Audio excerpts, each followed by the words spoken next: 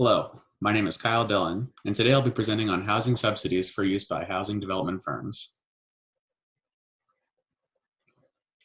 Subsidized housing is often associated with a stigma of danger in an area. Low income, poverty, and violent crime often go hand in hand, and are often the only markers of focus. We'll be examining these and other markers to provide important data about owner-occupied subsidized housing.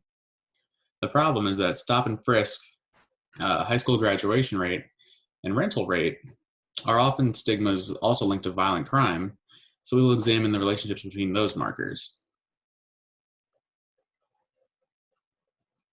There are different types of subsidized housing options available. We will be focusing on owner-occupied and not Section 8 housing. Owner-occupied housing is where private landlords rent to tenants of low income.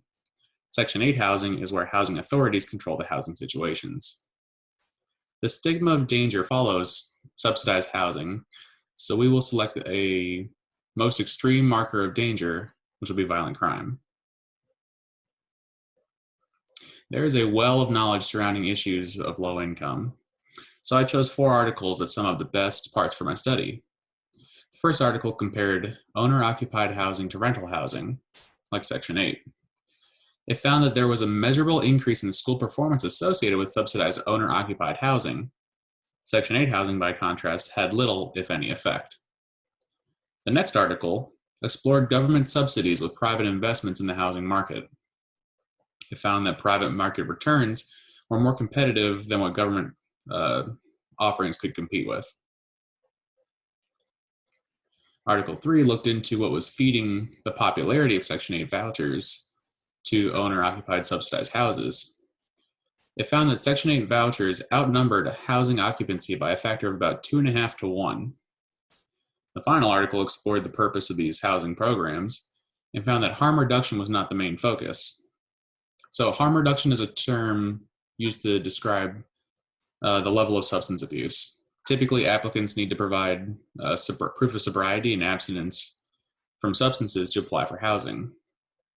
Sobriety and abstinence are not, however, requirements for continued housing, and therefore the focus is not really on reducing harm. So what does this all tell us? This tells us that the direction of focus is going the wrong way. This tells us that there's a misunderstanding associated with subsidized housing, and it also tells us that subsidized housing can be a positive change in a community when properly utilized. The point of harm reduction really stood out to me as an important point, so I chose one of the most extreme points of harm, violent crime, to study given areas. The wallstreet.com list of the top 20 most dangerous cities were chosen, and these hypotheses were developed. So I wanted to study violent crime's relationship with known community markers other than the median income. So the hypotheses I chose were that there is no correlation between the percent of renters in an area and violent crime, that there is no relation between the median gross rent and violent crime, the presence of stop and frisk policies, which are really called obligation to identify ordinances, but the common term is stop and frisk, so we'll be using that, is not a good predictor of higher violent crime in an area, and that high school graduation rate and rental rate are not good predictors of increased violent crime in an area. These statistical tests were used to study these 20 areas. Pearson and Spearman correlation used the t-statistic to give relational data. A single factor ANOVA was used to find the difference of means between median gross rent and violent crime. Lastly, a simple and multiple regression were used to determine the predictability of violent crime.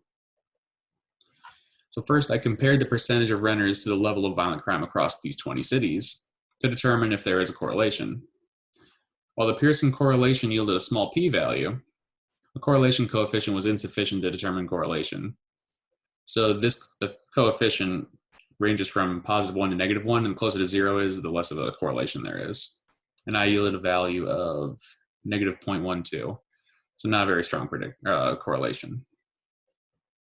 Likewise, a Spearman correlation, in which you rank the same factors, yielded no definite correlation between the values. You can see here on the chart, this is the rank descending over time, or over an area, and here is the percentage of rentals in that given area. Absolutely no correlation. Median gross rent of the cities was compared against violent crime rate in a single factor ANOVA study. The p-value here indicated that there may in fact be a correlation between gross rent and violent crime.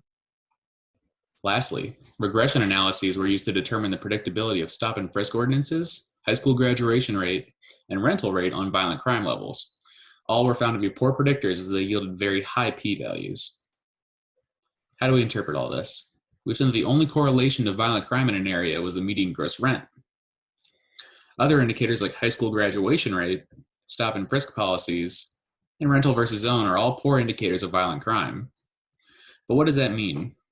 It means that just because a stat sounds scary, like the dropout rate and obligation to identify ordinances are in effect, does not necessarily mean that violent crime is going to follow. So builders should not be dissuaded by these statistics in their presence. It means that these stigmas are not necessarily good indicators of harm in an area. Owner-occupied subsidized housing can help a community in more measurable ways than agency-owned rental subsidized housing. These indicators should not be sufficient to dissuade builders from building. Thank you.